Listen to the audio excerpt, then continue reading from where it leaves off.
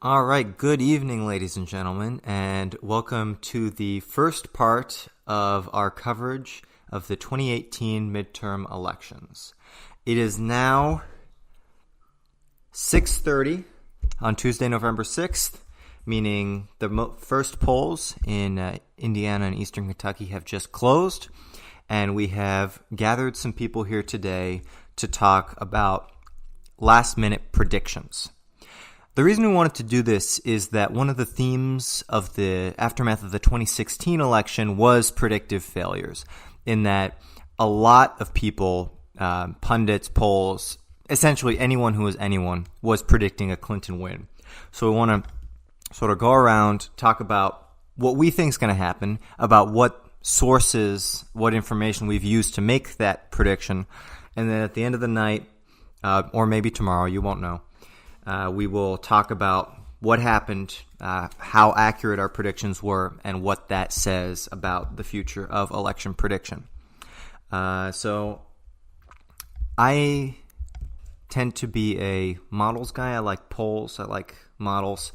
I have a detailed prediction for governors and Senate and House and such, but the short version is I believe that the Democrats will take the House by a very small margin and will either break even or lose one seat in the Senate, having gained in the Southwest and lost in the sort of Plains, Western, Midwest area. And that is primarily based on polling averages and on mathematical models. The big name on the block is 538, but New York Times, Upshot has their own, and Economist has their own.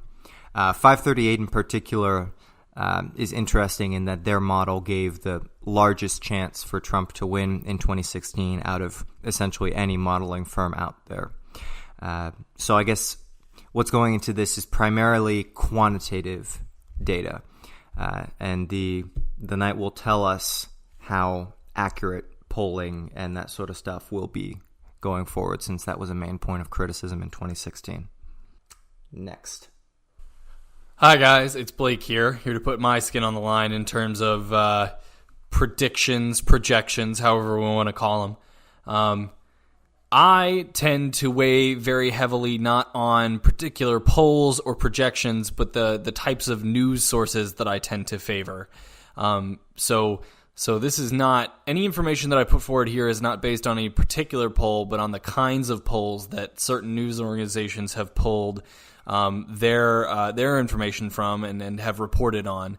Namely, the two major news organizations that I'm referencing here are NPR and Reuters, two news organizations that I trust rather implicitly.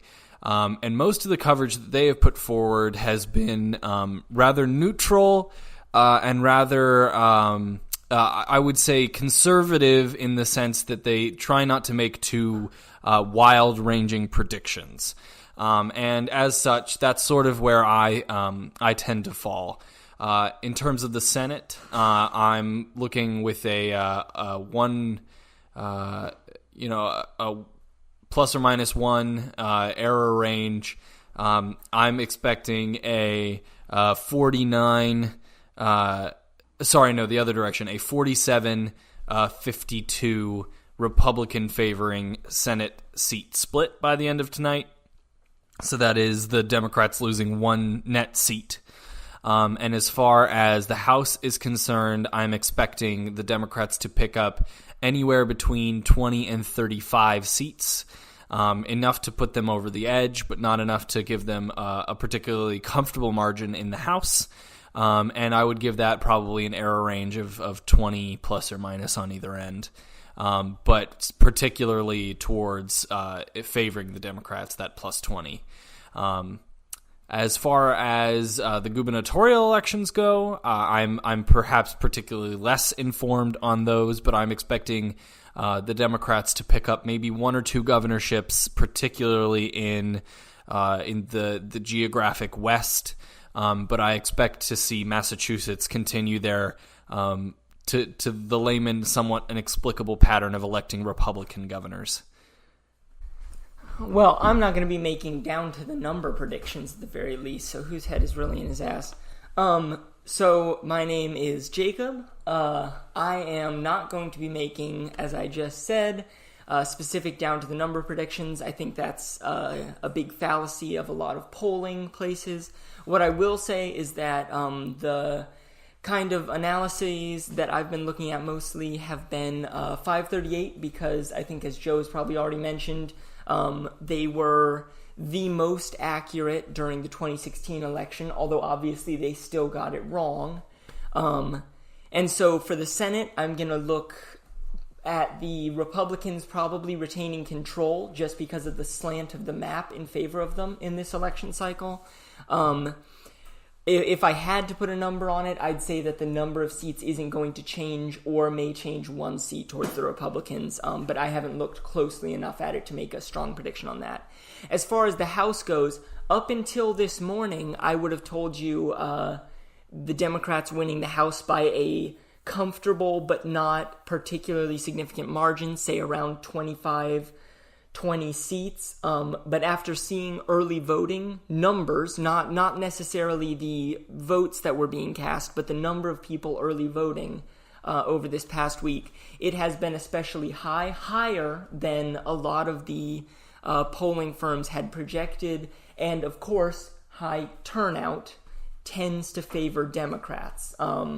So I think we're going to see a slightly larger margin of Democratic victory in the House than we've been expecting, just as a result of that high turnout. And now that's actually interesting. Early voting has been increasing year over year, even on presidential years. But the increase this year has been much larger than the increase in previous years. So I think that is significant.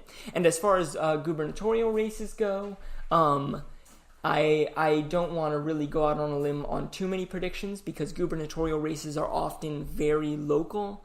But I will say that I think governor's palaces, which have been dominated by Republicans for the past couple of election cycles, are going to become increasingly Democratic. And that has important policy implications, because in a federal system like ours, those state laws and those state policies are very important. I think we're going to see a Democratic resurgence on the state level starting here. Okay, hello everyone. My name is Ryan Walter, longtime missing host of our show, Talking TWAMPs, and it is my turn to do our predictions for the 2018 midterm elections. I don't have a lot here. I'll keep them pretty plain, but also pretty safe, I think. So a couple of things is, one, all of my information comes from a combination of 538, Real Clear Politics, and then I've also been using a site for the recommendation of our other contributor, Joe Bistransky, about Atlas Forums. I've been using that as well. So a couple of things. One, my bold prediction is I think that Kobach loses in Kansas. I think it's a Dem pickup. I think that New Jersey is going to be within 1 percentage point in favor of Menendez, but it's not going to be. It's going to be extremely close. I think that the Democrats are going to pick up in Nevada, but more importantly, I think that the two races that we should watch most closely are going to be Virginia 2nd and Virginia 7th. With Virginia 2nd, if the Democrats pick up in Virginia 2nd, then it's going to be a swing of plus 40 or more for the Democrats in the House. And if they win both the 2nd and the 7th, it's going to be a win margin of plus 42, 43 in terms of pickups. That is my major.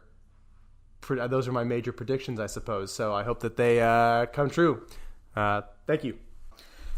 Hey guys, it's Abe. I'm your local government economics double major who hasn't been here in a while. I'm here with election predictions for the midterms. So I think in the Virginia 7th, Spamberger's going to go over Bratt. In the Virginia 2nd, Taylor's going to go over Luria. In the Virginia 10th, Wexton's going to go over Comstock. In the Georgia 6th, McBath is going to go over Handel. And in the Georgia governor's race, I think Abrams is going to go over Kemp. If she does not go over Kemp, it will be very close and probably will be contested, and they'll have to do a recount. I also think that with that, the Libertarian candidate's probably going to take some votes away from Kemp. Overall, I think it's going to go blue, but I don't have any sources, so I'm just going off gut feelings right now. All right, that's it.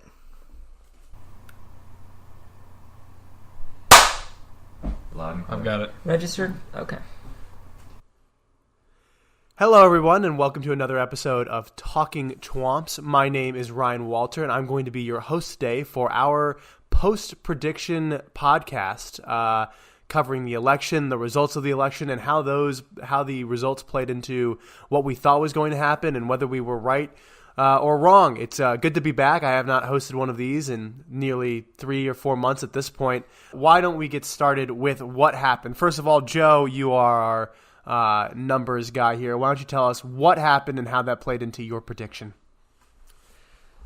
All right, so if I recall my prediction correctly, which I might not because it was a long night, I based my prediction mostly on quantitative models based on public polling.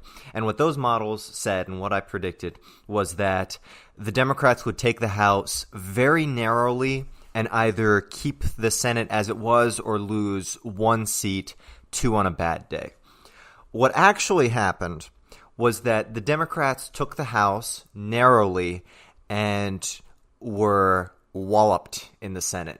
Now, there are some results still out as of now. Arizona and Florida are still up in the air, but it looks like the best case scenario for the Democrats right now are to lose 3 seats net. So I'm going to take an optimistic view on this, which I expect to be controversial. My inclination is the polls are not wrong. People are just reading them wrong. I went back and reviewed a lot of the polls that went into the models after the election because I was surprised. A lot of candidates, notably Ohio governor, Florida governor, the Democrat candidate repeatedly led in polls, but lost by a significant or insignificant margin. But what ended up happening is in a lot of races like that, even though the Democrat led, and so people would publish articles saying Democrat plus 3 or whatever, they very rarely, if ever, made it to 50% of the vote. So my argument is the polls aren't wrong. It's just that most undecideds, most people who will tell a pollster that they're undecided, end up voting Republican. That is my new hypothesis on this. So I'll say I had kind of a similar experience to Joe. I think I made a slightly different prediction, which was that the Democrats would take a slightly larger margin because of the high voter turnout. And as it turns out, that was not true overall, but I think it did turn out to be a factor in a couple of key races that we were looking at. For instance, Luria and Spanberger, in our own districts here in Virginia, we saw kind of an extraordinary turnout in these races that shifted the expected polling. 538 did not expect Luria or Spanberger to have a good chance of winning. But what I think this has really shown us is that, especially when it comes to the House of Representatives, polling in individual races is not helpful. At least in a kind of deterministic predictive sense. We can't really predict how individual races are going to turn out with any accuracy. But 538 and a lot of other polling kind of aggregates did point to a slim Democratic majority in the House of Representatives. So we have to kind of take these we have to kind of take these overarching trends that polls point to with a grain of salt. And we can't really use them to predict individual races with the strength that we can use them to try and predict things like the presidential race. And even that, of course, turned out to be full of pitfalls in 2016. So I think that's the real point that I'm drawing from this process is that, Joe, I think in a way you're correct. I think that the polls in certain instances are not wrong, that people are reading them wrong. But I think that in other instances they really are. You'll note that the polls and the pundits both, but mainly the polls, sort of all decently got it right that the Democrats were going to pick up 23 to 35 seats, somewhere in there. And based on what the recounts are, that pickup number is definitively going to fall somewhere within that range. And those numbers are mainly the numbers that they're getting from their massive aggregate polls. They're sort of, if you were to vote today, would you be more likely to vote Republican or Democrat? And you get the +8 or the +2 or the -1, that massive aggregate. And that way you can sort of predict the massive trend. But they fell short, and in some cases, depending on how the runoffs in Florida and Arizona turn out, fell particularly short in predicting the Senate outcome, because the sheer percentage that they will be off just because of both how few Senate seats there are and how many were contestable this time around. They're going to be off by a decently significant margin and mispredicted a heavy handful of Senate races. I'm thinking Indiana, Arizona, Florida, even Texas. Texas. Even though the result was the same, we saw a different margin than was outside of expectation. And I think if I'm going to make my hot take assertion here, it is that polls need not abandon their tactics for trying to determine large-scale movements. So how much the Democrats are going to retake the House by, for instance. But they desperately need to be finding new metrics to be measuring when trying to predict individual races, even large-scale statewide races. I think that those metrics are going to have to start pivoting away from simply asking voters, do you expect that you will turn out, and what party will you vote for, and start trying to aggregate how do we really find out if they're going to show up. Because I think that if I were to take a stab at why they were inaccurate in so many of these races, is because there is such an incentive to lie and say that you will be voting, especially in today's climate when there's so much pressure on people to say that, yes, they will be turning out for the midterm elections. Well, I think that's a good point, but I'd add that I think fundamentally, when we're looking at polling, we need to stop asking that polls predict individual races for us, at least right now, and in the strong sense that kind of popularly we've been expecting them to. There's a lot of noise in the data for polling, and part of that is voter turnout, like you said. Part of that is people hiding their preferences, like you said, and part of it is just that in local races the sampling size is so small that we're always going to have this kind of margin of error that's really too large to be predictive. So looking towards, say, 2020, which is going to be our next big kind of chance to apply this stuff, 2020, we're going to have to take everything with a grain of salt. Of course, whether that's actually going to happen in popular media is another question altogether, and that is the real problem. It won't happen in popular media. I don't think, though, that it's limited to that. I think the people we choose to poll and who respond to the polls also influences the results that we get. Because you're going to have people who are more politically inclined, but you probably still have people who are going to vote beyond the people who are going to be willing to answer the polls. To Joe's point that he thinks the undecideds vote Republican, I'm looking at 3 of the races that we followed here, the Virginia 7th, the Virginia 2nd, and the Georgia 6th. In each case, the undecided margin favored the Democrats. Bratt was predicted over Spamberger, 44%, or 46 to 44 in the New York Times poll, and we know Spamberger won. In the Virginia 2nd, Taylor was over Luria, and Luria won. And in the Georgia 6th, McBath was predicted over Handel, but the margins were lower. She ended up getting 50% overall, as opposed to, I think it was 46% that she was supposed to. And you know what? That's fair enough. I would have 2 responses to that, to add some nuance, I think. I think, first off, there's a distinction we need to draw between the level of polling. I think the broad rule that we're coming to is national polling is generally good, That was true in 2016 and in 2018. Statewide polling is okay, and this is where I based my assertion on, that people were surprised at the Indiana and Missouri results. Yes, yet in both of those cases, the Democrat never got close to 50% of the polling average. And polling is a hell of a lot worse on the district and local level, and I will definitely concede that. Secondly, and I think importantly going forward, I would say that the extent to which the results deviated from the expected was very different from region to region. Let me see. I guess the real example, the big examples of the night were the two Virginia races you all have been discussing, in which the Democrats significantly overperformed. The Texas Senate race, which was shocking in that nobody serious thought that it would be that close.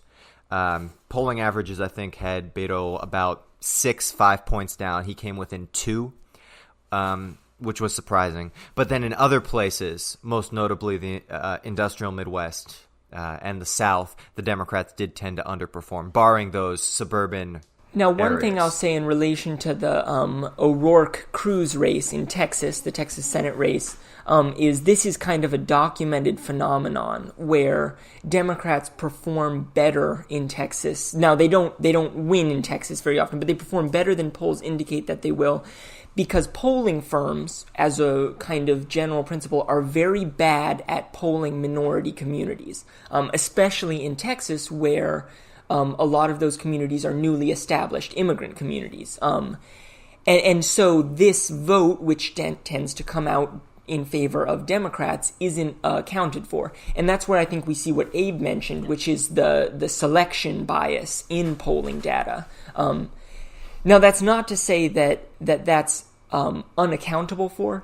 Looking forward, now that we know this error exists, we should be able to integrate this into polling, especially on the statewide level. On the local level, it's much more difficult, as everything is on the local level. Well, looking at 2016, correct me if I'm wrong, but it was the national aggregates that were off. When you look at the state level analyses, those were fairly accurate, but when you aggregated them together, that's when the polling got skewed. Well, no, the issue with 2016's national aggregates is the way that the pundits, not even the pollsters, were reading them. The national aggregates were accurate. They were correct in the sense that the majority of the nation would vote for Hillary Clinton, which it did. The electoral college. Yeah. Well, I mean, not even the as the votes are distributed within the electoral college, but even then, the state results were not as accurate as they could have been, especially in key states like Pennsylvania, which were, even up until the night of, expected to be close, but still to go for Hillary. Well, so that's where we can talk about confidence intervals, right? I mean, the polls, people were confident that Hillary Clinton would take Pennsylvania by a slim margin.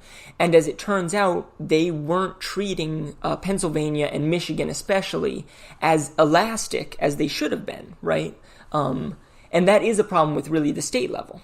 Well, I would say that example actually further supports my point about pundits ignoring the undecided vote. Because actually, if you go back and look at poll aggregates for Pennsylvania, and I'm sure the same is true for Wisconsin and Michigan, Clinton almost essentially never got above 50%. She always led. Here I'm saying Clinton +2, Clinton +4, Clinton +3, but she's always hovering in that 48, 47% range, which she did win, but the people who told the pollsters they were undecided evidently voted for Trump. And that's something that the people interpreting the polls did not either understand or talk about. Right.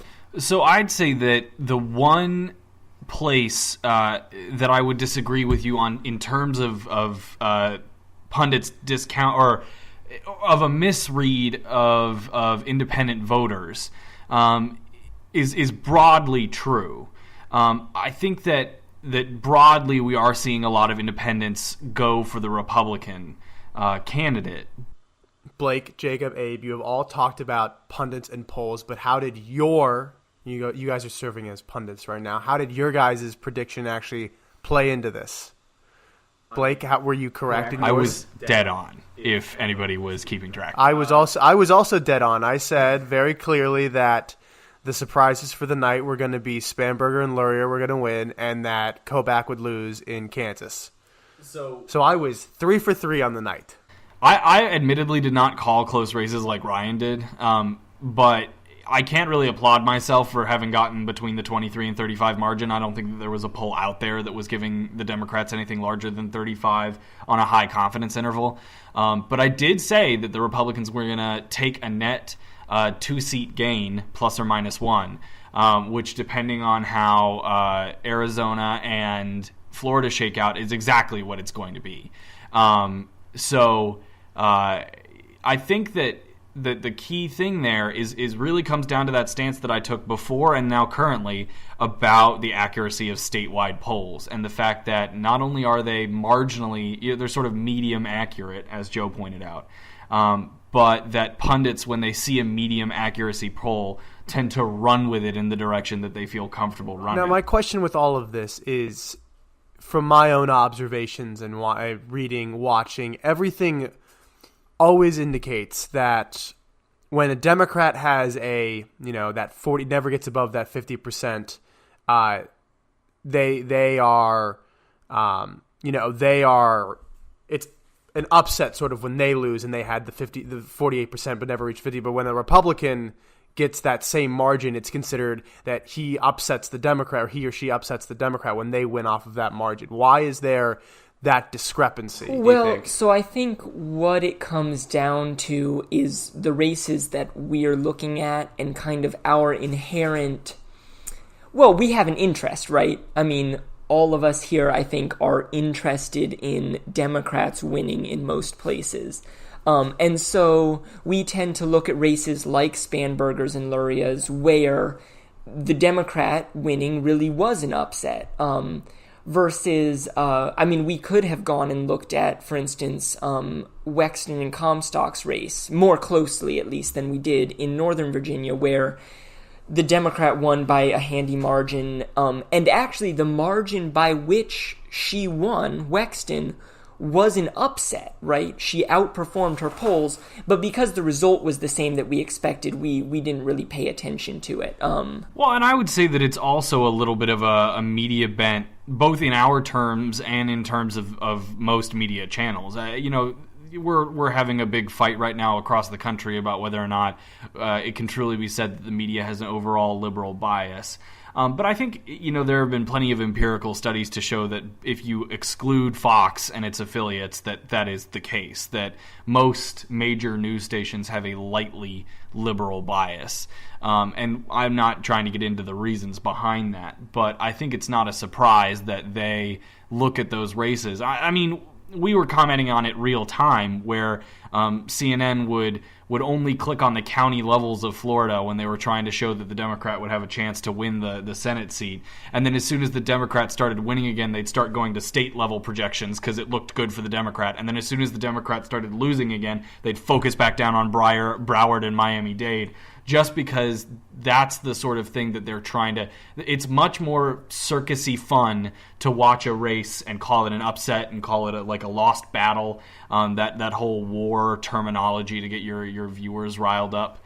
But I think there's a real bent there too, because what we're not talking about right now is that I forget, it's somewhere in the far west. I think it may be in Washington, but it's somewhere out there. There was another first this time around. The first Korean American woman ever to be elected in the state, and I think maybe the second Korean American woman ever to be elected in the country to a seat. A Republican overthrew a Democrat in a Democratic held seat in an upset.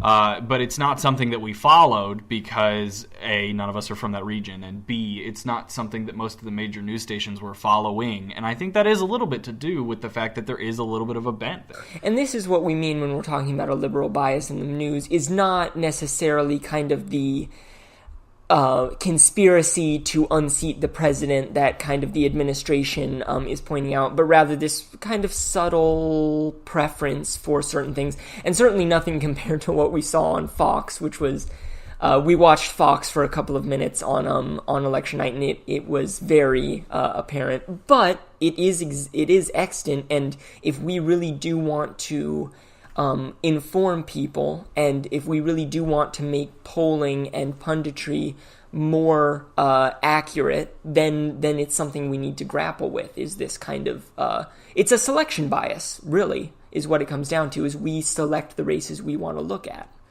As always, thanks for listening. Don't forget, just because the opinions expressed here today were interesting does not mean that they are the opinions of the College of William & Mary itself. Also, thanks for listening to this podcast. If you enjoyed it, please check out the rest of the podcasts on the podcasting network at William & Mary, which you can find anywhere that you listen to other podcasts. Thank you.